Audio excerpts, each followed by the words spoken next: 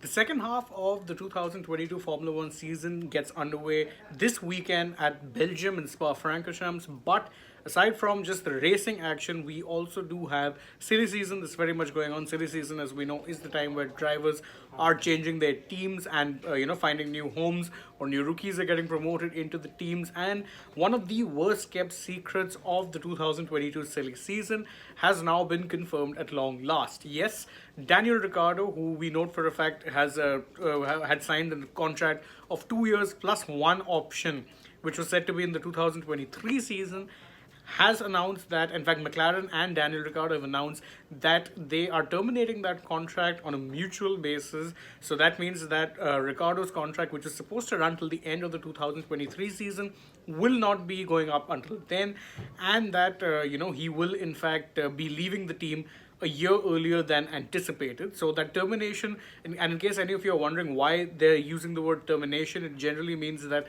there would be, so remember, there was some sort of break clause that existed on Daniel Ricciardo's behalf.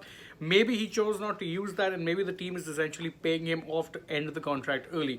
That would be the likeliest explanation in this case, although I must note that at this point there's no details beyond just what's been announced in the public sphere in that matter. But the big breaking news, in case you're just joining us, is that Daniel Ricciardo will be ending his stint with the working-based McLaren Formula One team at the end of the 2022 season. So he's not going to be racing with the McLaren team. And remember, he had joined McLaren just about a year odd after being part of Renault. And in fact, as one of our commenters points out, that Ricciardo back to Alpine will be weird. Yes, considering he left the team for McLaren, then ended up not having a successful stint at McLaren, and that looks like his likeliest destination at this point. Well, yeah, it would be a very awkward hello again, I'm guessing, from Daniel Ricciardo. Should he, of course, rock up to the Enstone-based team? We don't know what his destination would be, although considering they're few and far between as far as destinations in the Formula One grid right now, you'd reckon there would either be as mentioned, Alpine, or it could be a team like Haas or Williams. Again, those two both seem unlikely because, again, they're back of the grid teams. So I don't think he's going there. Alpine does seem the likeliest destination. For McLaren, it brings to an end a partnership that was in many ways not that fruitful, despite the fact that Ricciardo ended up getting them a win. And remember, that was their first race win in over 10 years that he ended up getting them in Monza in 2021. But despite that, Ricciardo has generally looked the second best driver in that McLaren. He's consistently been outpaced by Lando Norris, and while that McLaren car hasn't been the easiest car to drive, it is telling that Norris has been able to extract a lot more out of it than Daniel could, and that possibly was what spelled the end of his time there, because again, remember, he'd signed a 3-year deal, and this is only the second year of the deal, so they've chosen to terminate it early.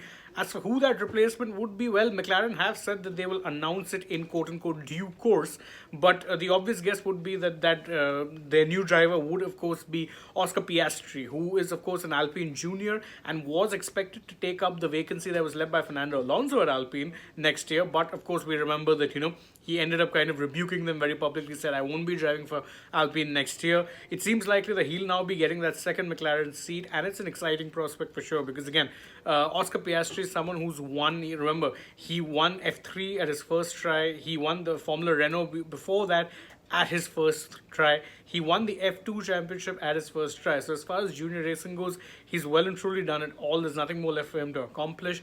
There was always plenty of excitement around the paddock about getting to see the young Aussie in an F1 grid, but of course that hasn't been confirmed yet.